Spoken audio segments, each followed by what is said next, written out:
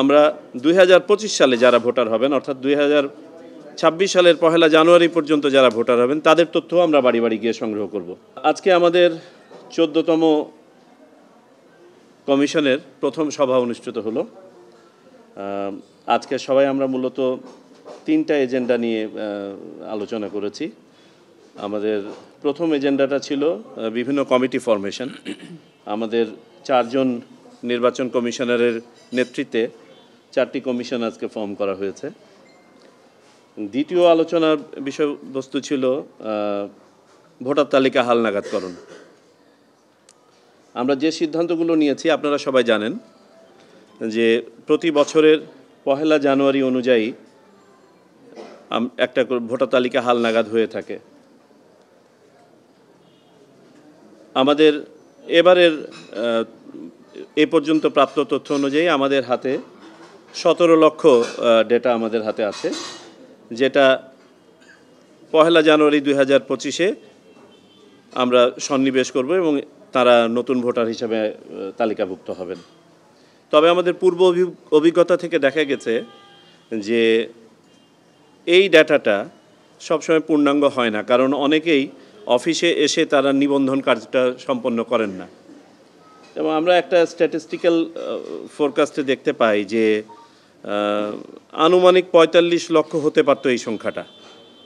আমাদের হাতে যে 17 লক্ষ আছে, এই 17 লক্ষের মধ্যে 13 লক্ষর ডাটা 2022 সালে আমরা সংগ্রহ করেছিলাম, আর মাত্র 4 লক্ষ আমাদের বিভিন্ন অফিসে এসে এই বছরে নিবন্ধন করেছেন।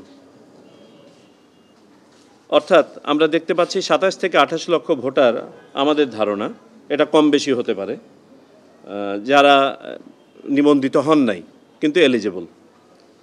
এই বাস্তবতায় আমরা সিদ্ধান্ত নিয়েছি যে আমাদের এই বছরের হালনাগাদ যে প্রক্রিয়া, সেই প্রক্রিয়াটা সম্পন্ন হয়ে যাবে। আপনারা জানেন যে 1 জানুয়ারিতে যে ডাটাটা হয়, সেই ডাটাটা 2রা জানুয়ারি থেকে শুরু করে 2রা মার্চ পর্যন্ত আমরা বিভিন্ন শুনানি ইত্যাদি সম্পন্ন করে 2রা মার্চে খসড়া প্রণয়ন করি। সো আমাদের 2025 সালে 2রা মার্চে খসড়া প্রণীত হয়ে যাবে। 2রা মার্চে চূড়ান্ত আকারে 2রা মার্চে আপনার তালিকা প্রকাশ হয়ে যাবে। কিন্তু যারা বাদ পড়লো, আমরা চাই যে তারা আমাদের ভোটার তালিকায় সন্নিবেশিত হোক। এই জন্য আমরা সিদ্ধান্ত নিয়েছি আমরা বাড়ি বাড়ি গিয়ে তাদের তথ্য সংগ্রহ করব। এই বাদ পড়া ভোটাররা ছাড়াও আমরা 2025 সালে যারা ভোটার হবেন অর্থাৎ 2026 সালের 1 জানুয়ারি পর্যন্ত যারা ভোটার হবেন তাদের তথ্য আমরা বাড়ি বাড়ি গিয়ে সংগ্রহ করব। এতে করে আমাদের যে অ্যাডভান্টেজটা আমরা পাবো বলে মনে করছি যে আমাদের ভোটার তালিকাটাকে আমরা একটু চেক করে নিতে পারবো। আপনারা জানেন যারা মারা যান তাদেরকে একটা ফর্মের মধ্যে না হওয়া পর্যন্ত, এন্ডোর্স না হওয়া পর্যন্ত তাদেরকে বাদ দেওয়া যায় না। তো আমরা যখন বাড়ি বাড়ি যাব তখন আমাদের মৃত যে ছিলেন পুরনো ভোটার, তাদেরকে বাদ দেওয়াটা সহজ হবে। কোথাও কোনো ডুপ্লিকেশন থাকলে বা অপরাপর কোনো ধরনের ডিসক্রিপেন্সি থাকলে সেগুলো আমরা হয়তো কাটিয়ে উঠতে পারবো। তো এই আলোকে আমরা বাড়ি বাড়ি যাব এবং আমরা একটা রাফ টাইম ক্যালকুলেট করেছি যে আমাদের এই প্রক্রিয়াটা সম্পন্ন করতে আনুমানিক 6 মাস সময় লাগবে। তবে এই 6 মাস সময়ের সাথে আমাদের ভোটার তালিকা হালনাগাদের কোনো সম্পর্ক নাই। আপনাদেরকে যেমনটা বললাম যে 2025 সালের 2রা মার্চ এই পর্যন্ত হালনাগাদ তালিকা আমাদের প্রকাশ হয়ে যাবে, আর এটা হচ্ছে আমাদের একটা চলমান প্রক্রিয়া।